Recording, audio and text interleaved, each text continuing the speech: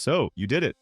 You dropped a serious amount of cash on this beast of a camera, the Canon R6 Mark III. You pull it out of the box, you feel that solid build, you see all those dials and buttons, and you think, this is it. My photos are about to get incredible.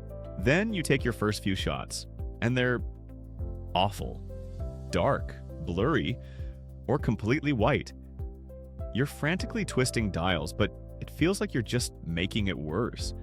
You spent thousands of dollars to take photos that look worse than your phone? What is going on? If this sounds painfully familiar, just take a deep breath. You're in exactly the right place. That feeling of being overwhelmed is the first step every great photographer has taken. The camera isn't the problem. The problem is that nobody handed you the roadmap. This video is that roadmap. We are going to demystify the core exposure controls on your R6 Mark III, and by the end, you'll go from a confused beginner to a confident creator. Let's get into it.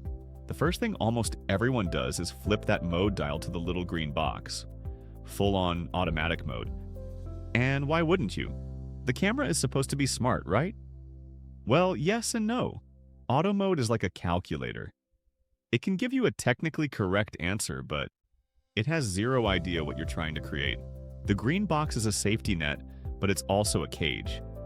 It will never let you create truly powerful images because it's designed to do one thing: produce an average, safe exposure, but you didn't buy a top-tier camera to be average. To break out of that cage, you just need to truly understand three fundamental things. This is the holy trinity of photography: shutter speed, aperture, and ISO.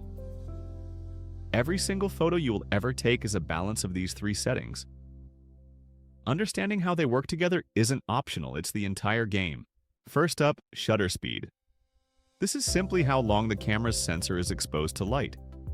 Think of it as a curtain opening and closing in front of a window. A fast shutter speed, like 1/1000th of a second, is like a quick blink. It freezes motion, making it perfect for sports, birds in flight, or your ridiculously hyperactive dog.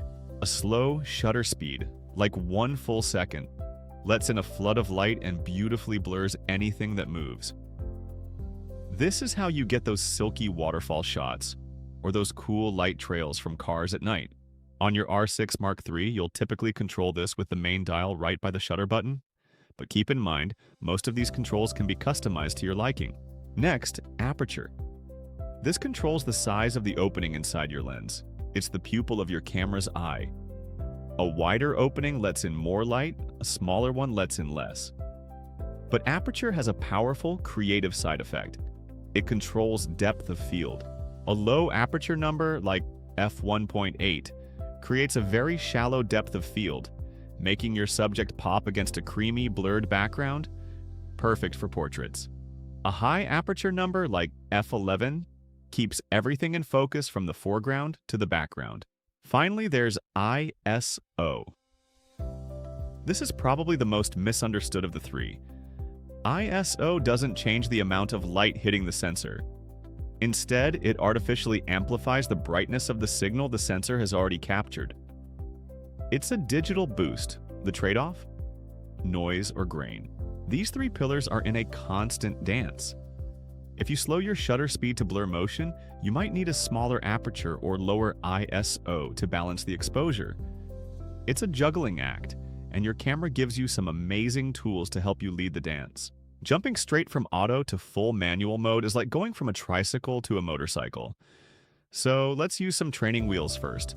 Shutter priority, TV, and aperture priority, AV modes. Think of aperture priority, or AV, as your creative control mode. You tell the camera, I want this specific aperture for this specific depth of field. Say f2.8 for that blurry background. The camera then handles the rest, automatically choosing a shutter speed to get a good exposure.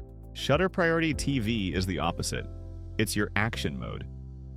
You tell the camera, I absolutely need to freeze motion, so I'm setting the shutter speed to 1/2000th of a second.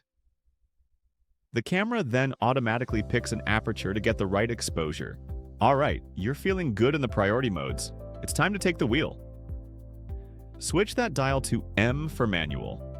Now, all three pillars, shutter, aperture, and ISO, are under your direct command. So how do you know if your settings are right? Look through your viewfinder or at your screen. See that little scale at the bottom with a marker that moves back and forth? That is your light meter, and it is your new best friend. Your job is simple. Adjust your shutter speed, aperture, and ISO until that marker is right where you want it. This brings us to one of the most powerful tools on your camera: exposure compensation. Remember that gray snow example? You can simply turn the exposure compensation dial to +1 or +2, telling the camera, I know it looks bright, but it's supposed to be bright. Your R6. Mark III has two incredible visual tools to help you nail your exposure every single time: zebras and the histogram. Zebras are your overexposure alarm, and the histogram ensures you aren't clipping your highlights or shadows. The journey from zero to hero isn't about memorizing every menu item. It's about understanding the why behind the dials. Twist those dials, watch your meter, check your histogram, and start taking control. Your journey to creating incredible images with this camera starts right now. If this is starting to click, do me a huge favor and hit that subscribe button. We're breaking down this powerful camera piece by piece, and you won't want to miss what's coming next. Happy shooting!